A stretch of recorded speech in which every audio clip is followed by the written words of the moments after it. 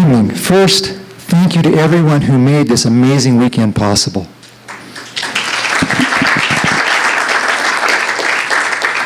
Aquaponics is the unique application of existing technologies that solves several problems. Because aquaponics can produce food using 1/10 the water, the energy, the land, and even the time of traditional agriculture. It can also produce it where traditional agriculture is not feasible because of these reasons.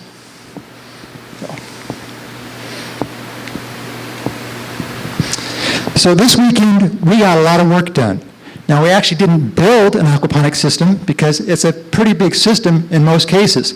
However, we looked at what are the problems that are people trying to solve. Some of these problems include having high-quality food at good prices, especially where it may not otherwise be available. This includes third world countries, as well as people who want food locally and fresh. This includes markets and high-end restaurants. There are several places actually are growing their own food on their property to serve their customers. In our 7-page business plan that Deb worked on this weekend, we determined lots of different markets. And one of the things about aquaponics is that it is so unique and it is so new, there's so many different revenue streams possible. And we'll get into that in a minute. There are lots of things we can do. One of the biggest things I put over on the side, the services. This could be a franchise model because you can develop an aquaponics black box that you can put in a backyard, you can put in a restaurant, you can put in a social services or overseas mission application. You can use it for disaster relief, but around the United States at least, you can have a pool company effect where in a backyard or at a restaurant, you can actually have trained and certified people to operate these things for the benefit of the clients. This is an example of a small-scale backyard aquaponics system. There are many ways of doing this. I'm not going to go into those details. But we have here in Tucson not just 2 systems. I have 2 systems of my own in my backyard. There are 3 other people here in town, and there's a large-scale system in Chandler. This technology is proven in areas like Florida and Hawaii and Australia.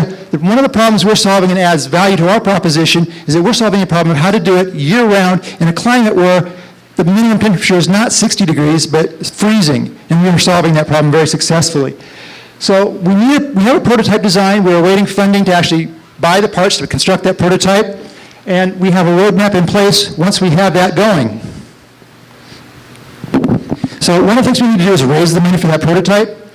Crowdsourcing was introduced to us this weekend, just like Spoke 6 raised their $5,000 for their business expansion. We need $4,500 just for the parts to build this prototype. But beyond that, we need to raise the funds to actually operate this as a business rather than just creating a product. And that could be anywhere from $20,000 to $50,000, depending on what market segment is decided to be the most lucrative to pursue first. We're going to be attending the first annual International Aquaponics Association Conference in Orlando, Florida. I'm hoping to become the chairperson of the Arid Lands Aquaponics Technical Subcommittee. And of course, as you're marketing it, you need to go to other expos and events.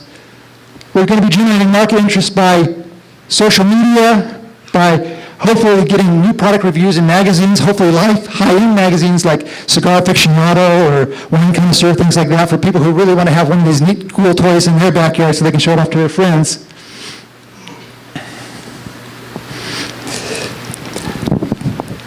Aquaponics has so much potential that it is very difficult to define what market section to do next. And that's one of the things that we really learned this weekend is what questions to ask and start gathering the answers to those questions.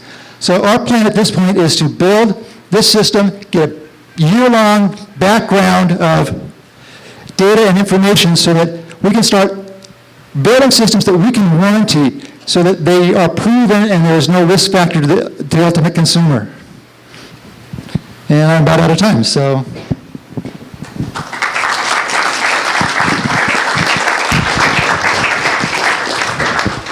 Can you talk just a little bit more about that last comment, the liability warranty side of things? Okay, well, we have a lot of do-it-yourselfers right now that are actually building systems. There's a huge network on the internet of people learning how to build aquaponics, but there's not really anybody who's packaging it as a business. And so if you're going to be selling a product, as a consumer, I don't want to buy something that's going to be fairly expensive, $2,000 or $3,000 for a backyard, $20,000 for a business, if I'm not sure that that business is going to be in business in a year. And so that's what I'm talking about. We need to have that data and be able to warranty that system so that so it increases the customer confidence.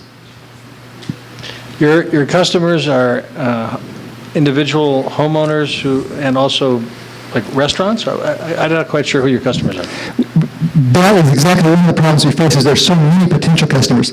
Yes, there are a lot of people who are lifestyle customers. They already have gardens, they already have aquariums. They want to do this. There's other people who are concerned about the economy collapsing. They want to do this to provide food for themselves. But there are businesses, like I said, the markets, and in fact, we're learning about some huge operations using geothermal energy here in Arizona, where they're using huge operations, and they need to grow the fish, they need the plants to clean the water. So there's a lot of things that we can do. Specifically, those restaurants are the Nouvelle Cuisine restaurants. I just recently saw on PBS a guy in New York City. He's got a vertical system. He's a top-name chef, and he's growing everything he wants. I actually did a little chef stint in the Bay Area myself. I knew some of those chefs that were actually funding community gardens and paying full price to those at-risk poverty communities for gourmet vegetables. And frankly, to turn the yield around to supply baby vegetables as opposed to a full-grown vegetable, your yield count is much higher, so you have the higher potential for a better profit. No, it's a gourmet vegetable. So I like your model. Question is, how many of these do you think you can sell? What's the price per unit? And even nicer, looks like you have a model to follow up, which is maintenance and consumables, which means you have a gift that keeps on giving. What can you say about that? Exactly. The entry system, because it requires some technology, motors and pumps and things like that, is fairly expensive. $3,000 for a backyard system is not unreasonable.